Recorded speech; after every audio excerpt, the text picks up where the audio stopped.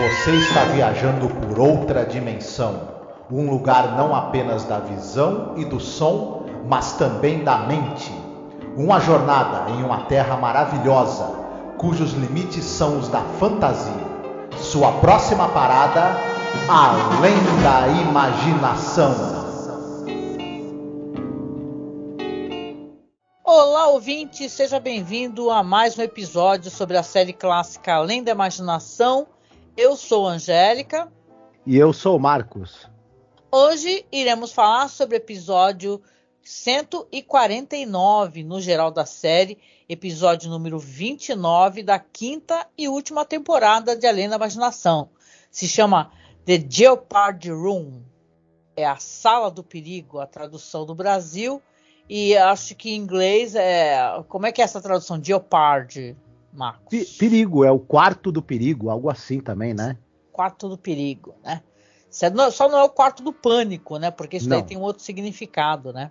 É isso, esse episódio aqui é dirigido pelo nosso queridíssimo Richard Donner, novamente. Roteiro é do Rod Serling. E teremos aqui o retorno de um grande ator, é o Martin Landau. Exatamente. É uma história que se passa ali naquela época da Guerra Fria, né, e tal. Vai ter alguns cacoetes do que, né, o americano médio conhece da Guerra Fria. Mas a gente vai falar sobre mais detalhes assim que a gente tocar a nossa vinheta de apoio.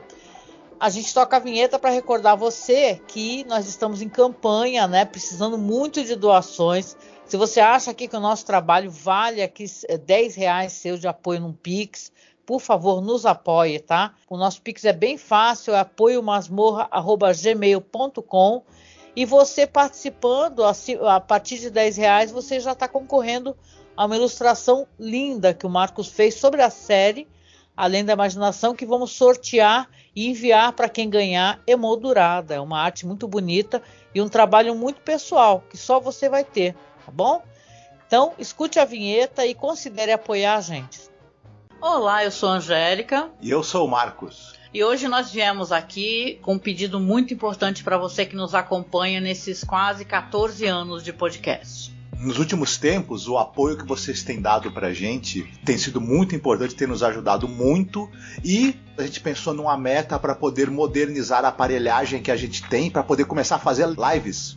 Volta e meia fizemos algumas lives, principalmente agora durante House of the Dragon, né? E quem nos acompanha sabe que nosso equipamento ele é muito rudimentar e dessa vez a gente quer tentar chegar numa meta aqui para poder pegar um bom notebook para que eu possa fazer as lives com o Marcos, fazer lives semanais, a gente gerar mais conteúdo, fazer mais coisas ao vivo, ter mais interação com os nossos ouvintes e espectadores. E óbvio, né, para você ter um notebook melhor, não é o computador positivo que eu tenho aqui na minha casa, é uma coisa mais cara, né? E detalhe, nem é um notebook de ponta, assim, o melhor notebook gamer, nada disso.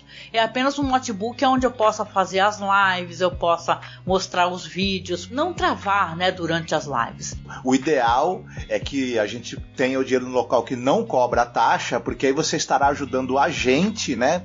E não enriquecer algum banco ou alguma, né, operadora. Na verdade, um computador melhor também vai agilizar a edição dos programas, né? Exatamente. Então, eu peço, o Marcos também aqui, que você nos apoie, tá? Como você pode apoiar? Você pode apoiar pelo Apoia-se, mas o Apoia-se tira uma cota, né? Tira um valor. Ou você pode apoiar via Pix também. Nos ajude a atingir essa meta. Tá certo? Então a gente deixa aqui um beijo muito gostoso, um abraço muito apertado. Fiquem todos muito bem, se cuidem. Marcos, The Jeopardy Room. Episódio aí é a cara daqueles filmes assim, né? Que é sobre a Guerra Fria, né? Coisa de espiões, né? E tal. Ele é cheio de signos, né? Onde a gente identifica essas histórias sobre a Guerra Fria. Exatamente. Esse episódio ele tem aquele DNA, digamos assim, do audiovisual da época da Guerra Fria. E como você mesma citou, ele tem alguns cacuetes, mas nós vamos poder falar dele mais, digamos assim, detalhadamente depois de fazermos a sinopse, etc. E vamos poder falar de algumas questões aí. Uhum. E como você mesma falou, né? O episódio dirigido pelo Richard Donner, falecido aí aos 91 anos em 2021, enfim, se você acompanha cinema e não esteve nos últimos 30 anos no planeta Marte, então você sabe quem é o Richard Donner. 30 ou 40 anos, né? Enfim, Máquina Mortífera, Superman, A Profecia, etc, né? Enfim, já falamos bastante dele, um cara conhecidíssimo, um grande diretor, e aqui, em Além da Imaginação, ele pôde, em alguns episódios, exercitar um pouco da maestria dele como diretor, inclusive com roteiros não tão bons, infelizmente, né? É verdade, né? A percepção do produtor, né, para fazer, pelo amor de Deus, do William Fraug, né? Uhum. É mais um roteiro bom, né? Fazer o quê, né? De qualquer maneira, um roteiro do Rod Serling, né? Então, se a gente tem alguma coisa para questionar, vai pro Rod Serling nessa conta de qualquer maneira. Mas, rapidinho, eu não achei o episódio ruim, tá? Não, eu também não. Mas a gente vai poder falar. O que salva esse episódio, o que torna esse episódio muito legal, é a direção do Richard Donner e a atuação do Martin Landau. Não é exatamente o roteiro, mas a gente vai chegar lá, né? É verdade, o Martin Landau, grande ator, né? Uhum. Falando nele, ele é a grande estrela desse episódio e ele tem uma carreira de mais de 60 anos no cinema e na televisão, uma carreira com filmes e séries muito importantes. A gente não tem como falar de tudo, mas tem alguns destaques aqui na carreira do Martin Landau. No cinema, ele está no Intriga Internacional, aquele filme do Hitchcock com Cary Grant. Ele está no filme Cleópatra, do Mankiewicz, aquele filme que tem a Elizabeth Taylor e o Richard Burton, um dos filmes mais caros de todos os tempos, né? Uhum. Ele faz o Caifás naquele filme A Maior História de Todos os Tempos, aquele de 65, aquele famoso filme em que o Max von Sydow é Jesus, né? Olha, eu gosto muito desse personagem, que ele pode cair, mas ele sempre faz, né? É o Caifás. Muito bem. Mais recentemente, o pessoal vai lembrar de filmes ele tem duas parcerias com o nosso querido Tim Burton. Ele faz o Bela Lugosi no filme Ed Wood, do Tim Burton. É verdade. Papel absolutamente maravilhoso que o Martin Landau faz num filmaço do Tim Burton. Para mim, talvez o melhor filme da carreira do Tim Burton, diga-se de passagem, um dos melhores, né? Ele também faz uma dublagem no Frankenweenie. Uhum. E para finalizar a parte dele de cinema, ele tá naquele filme Crimes e Pecados do Woody Allen, que para mim é um dos melhores filmes do Woody Allen também. Ele faz o personagem ali que trama o assassinato da amante, que é a Angélica Houston, lembra? Sim, nossa, muito legal. Não, e eu queria até recordar que aqui na série ele já apareceu. É um episódio muito legal, hein? Que eu gosto pra caramba. A gente comentou que é lá da primeira temporada, né, Marco? O Mr. Denton on Doomsday. Que ele é um episódio do cara que ele era um grande pistoleiro, aí ele acaba virando um alcoólatra, vira o bêbado da cidade, e o Martin Landau faz um personagem super cruel, sabe? Sim. Assim, um cara muito malvado, assim, que confronta ele, humilha ele. E o Martin Landau também aparece, ele tá acreditado a episódio aí dos anos 80 também, né? Sim.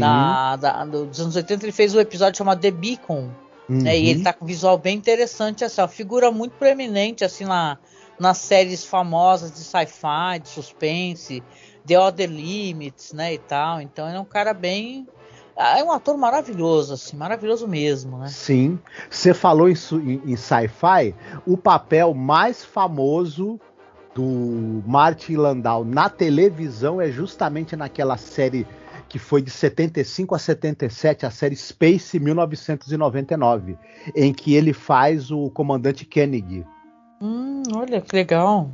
Né, aquela famosa série em que o pessoal tem uma base lunar, a Lua, por causa de uma série de explosões nucleares, ela sai da órbita da Terra e eles têm que tentar sobreviver e encontrar um outro planeta para poder viverem nele. Uma série inglesa interessantíssima, marco da ficção científica na televisão. Ele ainda aparece em séries como Playhouse 90, Os Intocáveis. Nos Intocáveis, ele faz aquele famoso episódio em que ele e o Eliot Ness estão tendo uma conversa, os dois com as armas embaixo da mesa. E essa cena pode ter influenciado a famosa cena do Han Solo no Star Wars. Olha só, vê só a referência, né? Isso. Ele tá também na Quinta Dimensão, como você falou, James West. E é interessante, ele tinha um personagem fixo na série Missão Impossível. Ele era o Holling Hand. Sim. Né? Ele também fez a dublagem na série do Homem-Aranha dos anos 80. Ele fazia o Scorpion, o vilão Scorpion. E nos anos 90 em diante, ele participou de um monte de filmes B, né, já mais no final da carreira. Mas, enfim, um cara com uma carreira muito interessante mesmo, assim, um grande ator. Sim. O outro personagem de destaque aqui é o comissário, né, o comissário Vassiliov, que está perseguindo o nosso, né, protagonista. Esse cara, ele era um ator holandês. Ele é feito por um ator holandês chamado Jon van Drillen, se é que é assim que se pronuncia o nome dele, né? Me perdoem se não for. O J tem som de IA, IO, né? Tem sim. E ele trabalhou no audiovisual de 1948 a 92. No cinema, ele fez cinema e televisão, tanto na Holanda e muito nos Estados Unidos também, e na Alemanha. Mas eu vou destacar o que ele fez nos Estados Unidos. Ele está no 13 Fantasmas, né, do William Castle, por exemplo. Adoro. Muito bom. Topázio, do Hitchcock, né, de 69. E são esses dois filmes, e Além da Barreira do Tempo também, que é aquele filme de ficção científica e tudo mais. São os filmes assim que eu destacaria dele no cinema. Na televisão, ele esteve em séries como Estúdio 1, Viagem ao Fundo do Mar, James West, Agente 86 e O Homem de 6 milhões de dólares, por exemplo. Tá? Adorava o Homem de 6 milhões de dólares, que tinha aquele barulho. Qualquer coisa que ele fazia tinha um barulho. Lembra? Sim. Eu adorava também aquilo. Era hilário, né? Enfim, o Lee Major, né? Lee Major era divertido de ver ele atuando. Também um canastrão desgraçado, mas era muito bom. O Bob, e a gente vai ter também outro ator, porque na verdade são 3 atores em cena aqui, né? O outro ator é o Bob Killian. Acredito eu. Esse cara é famoso porque ele era ator, roteirista e diretor. Ele escreveu e dirigiu os filmes do Conde Yorga, que era aquela versão americana do Conde Drácula. Né? Já legal. Falamos. Ele também dirigiu um filme da série Blácula, que é Os Gritos de Blácula, que é a continuação do Blácula. Ele gostava de um 73, vampiro, né, inclusive. Que legal, né? A carreira do cara tá relacionada com o terror, né? Muito legal. Ele também foi ator em séries como Hitchcock Apresenta, Quinta Dimensão. E dirigiu também na televisão, principalmente episódios da série As Panteras, da Mulher Maravilha, SWAT e vários episódios daquela série Starsky e Hutch, Justiça em Dobro, lembra? Enfim, é isso. Muito legal. Nossa, é um elenco pequeno mesmo, né? A série tem um elenco pequeno, mas tem muita... Como é que eu posso dizer? Muita tensão, né? Mesmo tendo pouca gente em cena, né? Muito legal. Mas vamos lá, hoje você que faz a sinopse, que conta um pouquinho da história pra gente. Fica à vontade aí, depois a gente destrincha. Esse episódio trata do nosso personagem, ele é o Major Ivan Kuchenko. Ele é um dissidente da União Soviética. Ele fugiu para um país neutro após ter passado um tempo preso e sendo torturado na Sibéria.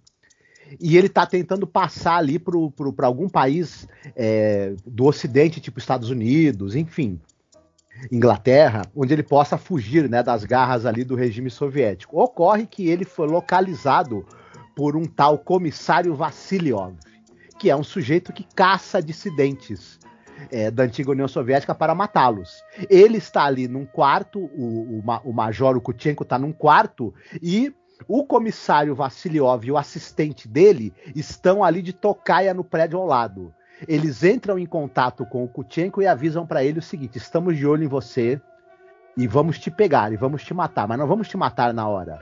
Nós vamos te matar assim, com um jogo, né, de gato e rato e cruel. Será que o Major Kutchenko realmente vai ser vítima desse jogo perverso do comissário Vassiliov? Ou será que ele vai conseguir, de alguma maneira, escapar às garras do seu cruel e, diga-se de passagem, overacting inimigo? Eu acho engraçado, né? Você fala assim, o Boris, que é o atirador, né?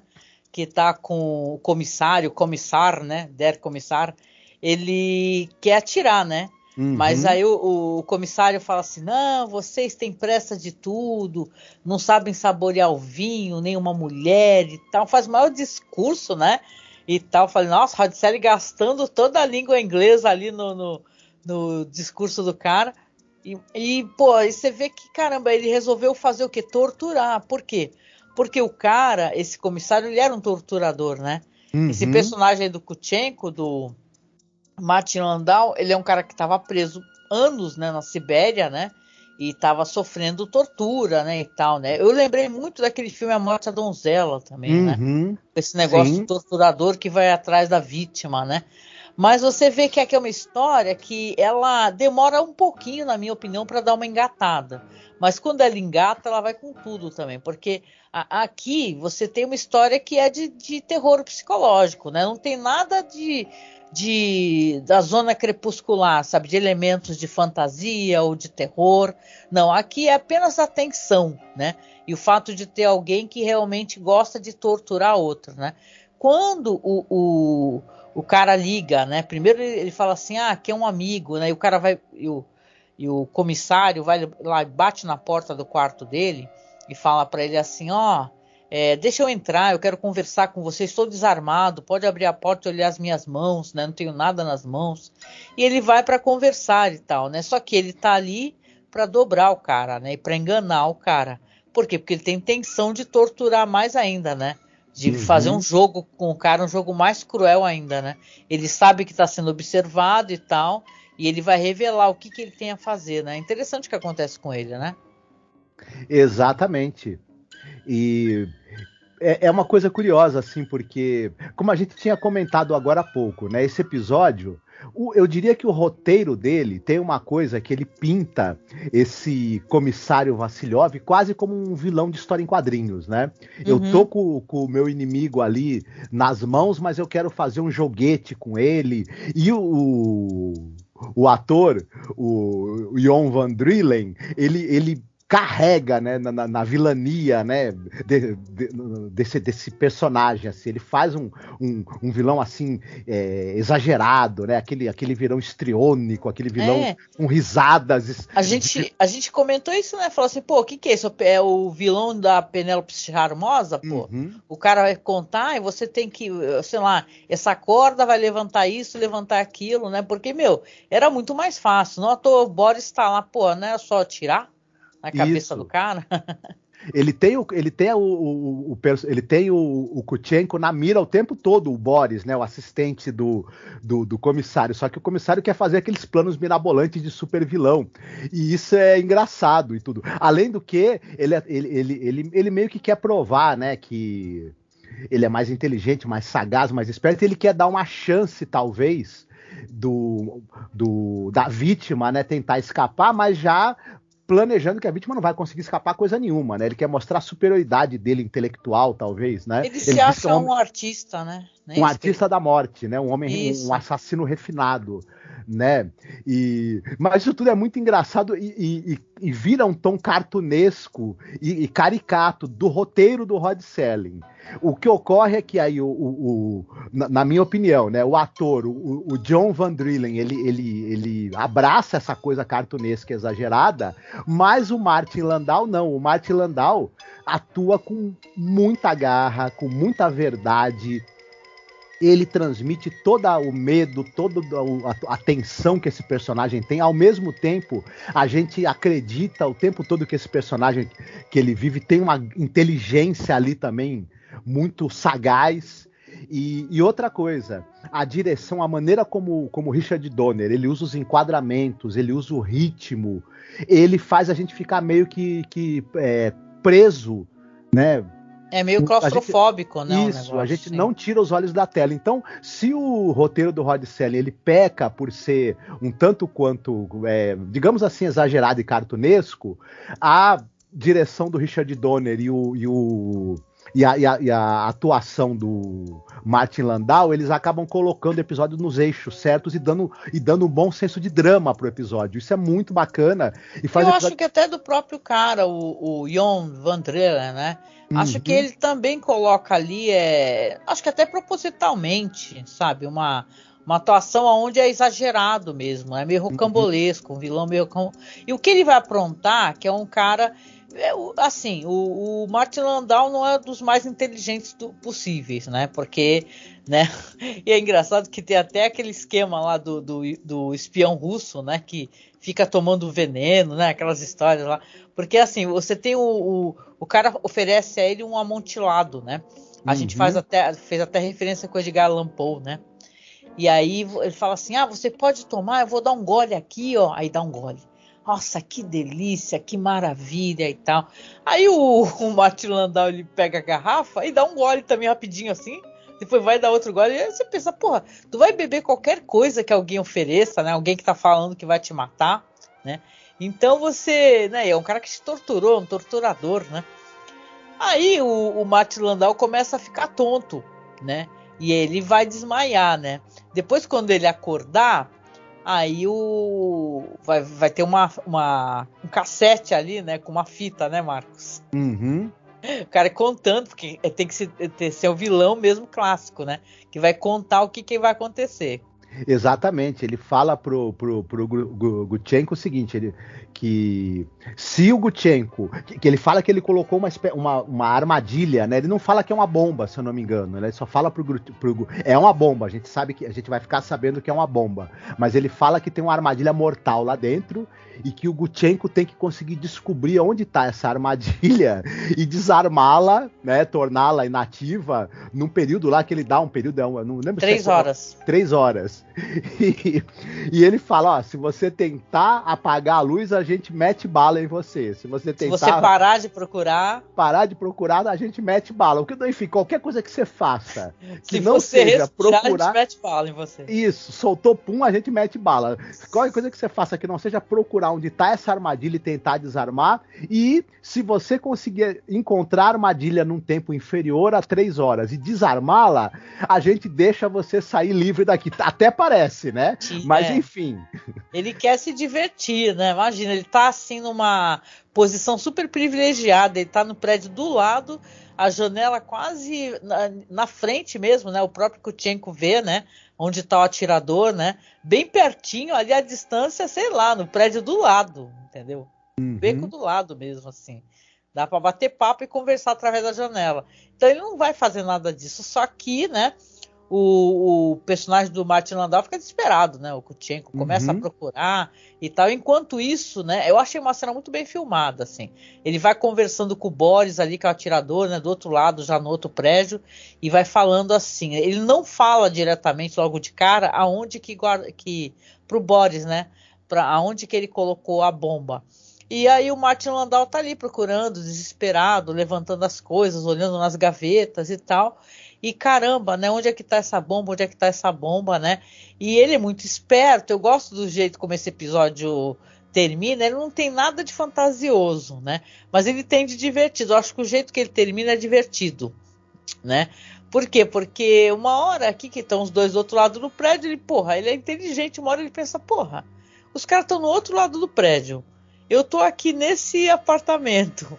Eu vou abrir a porta e vou sair correndo, né, Marcos? Bom, tem o lance do telefone que toca, né? E ele pensa, atendo, não atendo? Ele conta. Aí ele conta pro atirador, o comissário, né? Ele conta assim, o seguinte, essa armadilha é o seguinte, se por um acaso ele atender o telefone, vai estar no telefone quando ele atender, que vai explodir tudo, né? Vai explodir a bomba, né? Não quando toca, mas sim quando ele atende. Né? Se ele, por exemplo, levantar o do gancho, já era, né? E tal. E o cara do outro lado do prédio fala, é o seguinte, vocês estão no outro prédio mesmo, né? Que legal, eu vou sair correndo e sai correndo. Atiram pra caramba lá e tal, né? E ele tenta até uma hora jogar um pano, né, e cobrir tudo, e não adianta porque começam a atirar, ele fica desesperado. O cara tem uma Mauser, que é uma arma de repetição tipo manual, né? Como se fosse uma... essa arma é curiosa, ela é uma arma de tiro de repetição que não é um fuzil, ela é de mão. Interessante, né? Ela funciona quase como uma semi-metralhadora e tal. Mas não adianta, ele consegue escapar do quarto. Ele sai correndo, eles atiram na parede, atiram em tudo, né? Eu achei divertido esse final, né? Porque você vê como é um negócio de vilão de desenho animado mesmo, né? O cara droga o outro, deixa a mensagem numa fita cassete pra tocar, fala que vai ter bomba, e o cara simplesmente abre a porta e sai correndo, pô. Eu vou te falar, esse vilão no seriado do Batman seriado do Batman dos anos 60, do Adam West, né? Faria sucesso. Faria. Não, e é legal porque vai ter um final ainda. Esse daí não é o final da história. O que acontece no final? Muito bem. O que acontece é que o personagem dele, do Martin Landau, o Gutchenko, consegue fugir. E aí o Boris e o Vassiliov, o comissário ajudante dele, vão lá olhar o quarto, né?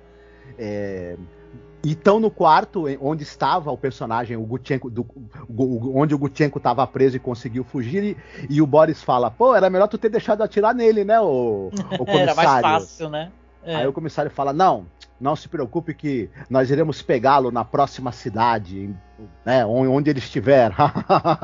Só que o Martin Landau, o Gutchenko, tá lá ele tá na rua já em algum lugar e ele vai e pede para ligar pro quarto, né? Nossa, esse final é muito bom, cara. Ele liga e o telefone começa a tocar. Aí o cara lá, o Boris, que é o atirador, que não é exatamente lá muito brilhante, né? Ele no piloto automático vai e atende. Aí só dá tempo do cara gritar. Do comissário, não! Aí pá! Explode, exatamente. Que é a explosão, cara. Aí o personagem do Martin Landau, o Gutchenko, pega e fica só escutando na linha assim, caiu a ligação, não sei o que lá, e ele tá próximo de um aeroporto, né? Aí termina com ele sorrindo. É assim, é um episódio muito divertido. Do jeito que ele termina, ele é muito divertido. É a cara do cinema dessa época, assim, dos filmes que tem esse negócio da Guerra Fria, né? De espiões, né? Interessante o jeito como termina o episódio. É engraçado mesmo. Sim, ele acaba por ele ser um episódio que se passa quase todo num quarto, eu diria que ele tem ritmo, ele tem suspense, ele é muito movimentado, ele é muito bem filmado e diverte loucamente, né? Se não é um episódio com profundidade, digamos assim, ele acerta muito em ser gostoso de assistir e ser divertido. Então, para mim, inclusive dentro dessa quinta temporada, para mim é um dos que, inclusive, eu curti. Eu também. Não, e você chega no final, você tá torcendo pelo cara, né? Porque o cara passou 12 anos sendo torturado na Sibéria, pô. Isso. Entendeu? E o torturador foi atrás dele, né? E ainda fazer plano mirabolante para poder prender ele. Isso. Muito bom que eles se ferraram. A gente quer muito que esse sacripanta do comissário Vassiliov se ferre, né? É claro, pô. Muito interessante, né? Mas então, vamos lá para uma parte que é legal aqui do episódio. O episódio foi bom, gente, de acompanhar. Mas a gente sempre recomenda alguma coisa no final, né? Para poder dar aquele plus, né? O que você tem para recomendar hoje, Marcos? Olha, tem um diretor que é o Thomas Alfredson. Esse cara dirigiu aquele famoso filme Deixe Ela Entrar, filmaço de vampiro, enfim, que já virou aí um clássico moderno do terror. Ocorre que esse cara também dirigiu uma adaptação do livro do John le Carré, que é O Espião que Sabia Demais. Para mim, assim, os filmes de espionagem assim mais recentes, assim dos últimos anos, últimos 20 anos talvez, eles têm muito mais essa coisa de ser filmes de ação. Missão Impossível, por exemplo, e eu sinto falta de uma boa trama de espionagem como já foi um dia em outras épocas, até na época da Guerra Fria. E o interessante é que meio que esse filme ele é exatamente um filme da Guerra Fria, né? sobre toda aquela coisa da paranoia, dos espiões de um lado e do outro traindo, trocando de lado, se vendendo. E esse filme ele é muito interessante em relação a isso, né? Essa coisa de você não poder confiar em ninguém e as pessoas, os espiões estarem trocando de lado e vendendo informações de um lado para o outro. E o Gary Oldman, que vai fazer o Smiley, o famoso personagem do John le Carré, do serviço de espionagem inglesa, pra mim, é uma das melhores atuações da carreira do Gary Oldman, o que não é pouco, porque o Gary Oldman é um baita de um ator. Então, eu gosto demais desse filme. Quem ainda não viu, eu recomendo muito. Ai, que legal, né? Poxa, eu gosto também. É um filme interessante mesmo. Eu adoro o Gary Oldman, né? É muito bom. Esse é um filmaço. E esse filme, outra coisa, só para finalizar, uma coisa interessante, ele é um filme que também eu acho que ele acabou se aproveitando bastante do fato dele ter sido feito depois dos filmes do 007, porque eles aproveitam para inverter um pouco a lógica do que você vê nos filmes do 007. Tem o personagem do Colin Firth, que ele claramente é o que seria um 007 na vida real, né? Que ele é um cara que usa a sedução, usa o sexo, usa a esperteza, só que da maneira mais tranqueira e, digamos assim, desprovida de dignidade que você possa imaginar. Muito, muito curioso quando a gente faz essa ponte, né? Poxa, enfim. Legal mesmo. Muito bom. Pois é. E você, o que você tem para nos recomendar? Olha, eu vou recomendar um filme que, poxa, eu tô vendo aqui que ele é de 2018, né, meu? Às vezes eu tenho a impressão que a pandemia, a gente ficou naquele stand-by, né? O mundo todo parou e parece que faz tão pouco tempo e, porra, de 2018, que é um filme lindíssimo, lindíssimo, chamado Guerra Fria. É um filme polonês, né? Na verdade, aqueles filmes que são coproduções, né? É França, Reino Unido, Polônia. E ele é um drama muito bonito, que sim, ele é ambientado justamente na Guerra Fria. E ele vai contar a história de um casal, né? De um diretor musical e de uma jovem cantora, né? E é um filme que, apesar de ser um filme que ele trata do amor e trata da relação e da música, né? Já que é um filme que existe esse resgate cultural, né? Você lembra, você assistiu também, né? O cara, ele fica colhendo cantorias tradicionais de certas cidades e tal, até que ele encontra essa moça que faz parte de um grupo vocal e se encanta por ela, se apaixona, mesmo ele sendo bem mais velho, né, do que ela. Esse é um filme interessante, que ele é um filme que ele que eu ia falar, ele é um filme que trata de uma relação, né, e dos desencontros também dessa relação, porque é muito sobre o que essa Guerra Fria e essas situações vão causar na relação deles. E me impressionou muito pela beleza dele. É um filme todo em preto e branco. Ele é muito bonito mesmo, ele é muito climático.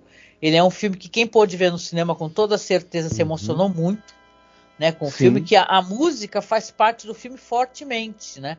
Ao mesmo tempo que essa relação, sabe, que parece que nunca se consolida, né, faz parte. E tem uma coisa assim sobre o desgaste, né, do que essa questão política faz para essa relação. Ele é muito dramático, muito trágico, inspirado ali nos pais, né, do próprio diretor, né? O diretor é o Pavel Pawlikowski. Então é muito bonito o filme mesmo, assim, merece a revisão para quem assistiu e para quem nunca viu, gente. É um filme tão lindo. Ele é impressionante mesmo. Eu já estava vendo um menino no Twitter, vou te dar a palavra, que é o Matheus, né? Eu adoro o canal dele, ele é tão divertido, Matando o Matheus a Grito. E ele estava falando assim que ele não aguenta, né? O que é o sentimento de muitas pessoas, né? Esse monte de revisão dos anos 80, de filmes que fizeram sucesso, querem fazer outra versão do filme, sabe? A gente fica a impressão que estão sempre requentando alguma coisa pra gente, ou entregando numa embalagem diferente, né? Fica o tempo todo remoendo os mesmos assuntos, né? E eu até respondi para ele, duvido que ele leia, mas eu respondi: a gente tem que ir atrás do cinema alternativo. E isso não é tu ser diferentão nem nada. É você saber que você vai ter conteúdo diferente. Quando você procura fora do eixo americano, do cinema e tal, você vai para Polônia, vai para França, que é essa viagem que a gente faz nos nossos podcasts, né? A gente conheceu o cinema de outros países. Você vai ter tanto conteúdo diferente, diferenciado, né? Mesmo sendo às vezes influenciado pelos Estados Unidos, o que eles entregam para o mundo enquanto cultura, você vê que sempre é interessante, sempre é diferenciado. Esse Guerra Fria, o Cold War, é isso. É uma história assim, veja bem, é contada de uma maneira diferente, né? Uma maneira não, eu diria até que é não romântica de ver o amor, né? Muito interessante.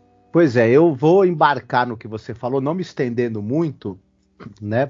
Mas olha, esse cara dirigiu em 2013 um filme chamado Ida e em 2018 Guerra Fria, que você citou. Aí, opinião minha, né? Entre os melhores e mais lindos filmes que eu assisti nos últimos 20 anos da minha vida estão esses dois filmes desse diretor, o Ida e o Guerra Fria. Esses dois filmes, eles são absolutamente acachapantes em todos os sentidos, seja no sentido estético, no sentido cinemático, no sentido de uma reflexão profunda sobre aspectos da vida, e da vida aí no século XX, em momentos muito difíceis ali da história da Europa e tudo mais. Enfim, nossa, pena que esse cara, desde o Guerra Fria, ele já há uns 5 anos que ele não lança nada. Enfim, mas só por esses dois filmes ele já mora aqui no meu coração, esse diretor. Eu acho o trabalho dele é absurdo. Quem ainda não viu, pelo amor de Deus, corra para assistir Ida e Guerra Fria, porque é uma experiência com cinema que você não pode se privar. O Ida é lindo demais, né? Muito lindo mesmo. Ele gosta dessa fotografia em preto e branco, né? Uhum. Ele fotografa muito bem, ele filma muito bem em preto e branco. É lindo, gente, sem palavras assim. Se você quiser pegar uma história como essa, né? Que tem até um viés um pouco engraçado, né? O final que acontece com os caras, né? E pegar uma história linda, densa, viu? Longa, um filme longo também, belíssimo. Assista o Cold War. Vocês vão gostar, com certeza. Isso mesmo. There is a fifth dimension. Beyond that which is known to man.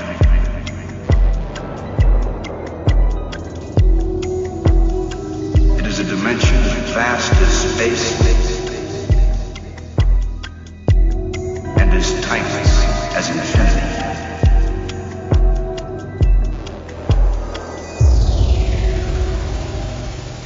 It is the middle ground between light and shadow. E chegando no final aqui, hoje é minha vez de escolher música. Uhum. Eu vou pegar um clima totalmente diferente do que eu recomendei aqui. Recomendei uma história muito séria, um filme muito sério. Eu vou pegar uma música divertida dos anos 80, de um cara que já faleceu, né? Para quem é acima dos 40, eu diria até acima dos 50, vai lembrar do Falco, né? Que tinha aquela música Amadeus, Amadeus. Tan, tan, tan. Hoje em dia, né, com esse revival do que é dos anos 80, as pessoas com certeza devem conhecer o Amadeus, né, em alguma produção. Amadeus é muito divertido, mas para esse episódio aqui, para tocar no final, eu escolhi o Der Kommissar, que a gente tem um comissário aqui, né, nessa história aqui de The Twilight Zone, né, e essa aqui é uma história muito divertida também, a letra da música é divertida, tem esse negócio de perseguição, tá? O comissário tá te observando e tal, e eu tava pesquisando aqui sobre o Falco, né.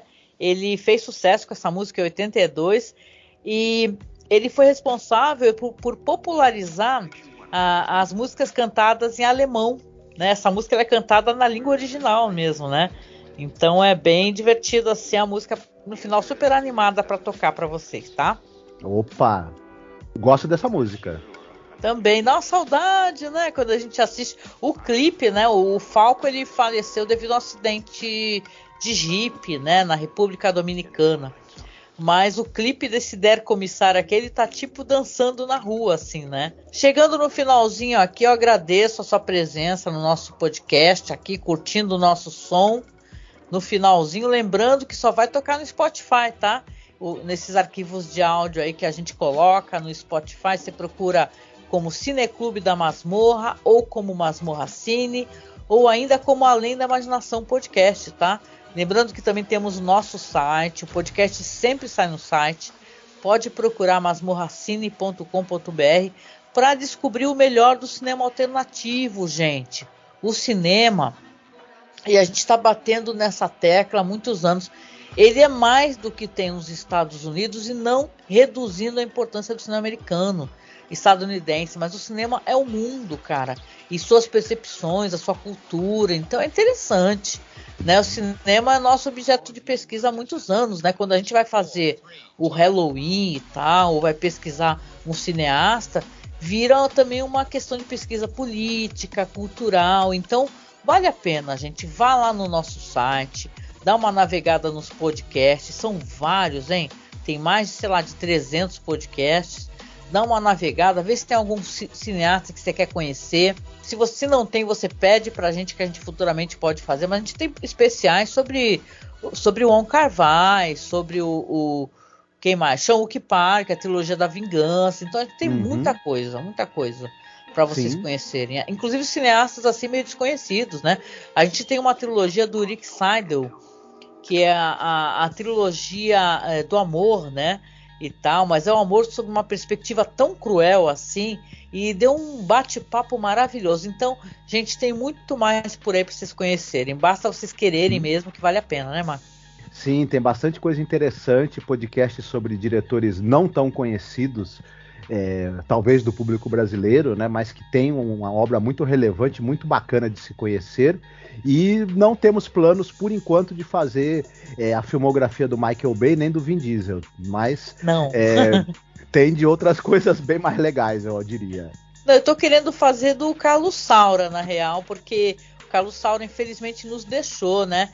E a gente tem um podcast lindo sobre a trilogia do flamenco, né? Da dança, que ele tem os 3 filmes, e aí, nossa, partiu meu coração saber do falecimento do Carlos Saura, né? Tão velhinho, já não estava mais filmando, né? Mas eu quero fazer uma filmografia do Carlos Saura, viu? Mas depois que a gente terminar esses podcasts e tal, deu uma reduzida, porque tem sido muito cansativo para mim. Esses podcasts que saem 2 vezes por semana, mais live, né? Então, por favor, por isso que a gente pede mesmo apoio. E se você quer que o nosso trabalho continue e você acha que é relevante, nos apoie, nos ajude, viu? Porque tudo que a gente consegue aqui, a gente vai retornar para o ouvinte. Vocês podem ter certeza. Então, acesse os apoios aí. Tem no Padrim, tem no Apoia-se, tem no Colabore Aí. A gente tem muita coisa por aí, várias maneiras, né, de nos apoiar. E tem o Pix também, tá? O nosso Pix é apoiomasmorra@gmail.com. Tá certo? Então, com isso, deixo um abraço para vocês. Um beijo e até o próximo podcast. Fiquem bem, se cuidem e não vão atender telefonema de estranhos, hein? Cuidado, hein? Cuidado. Beijo. Tchau, tchau. Tchau.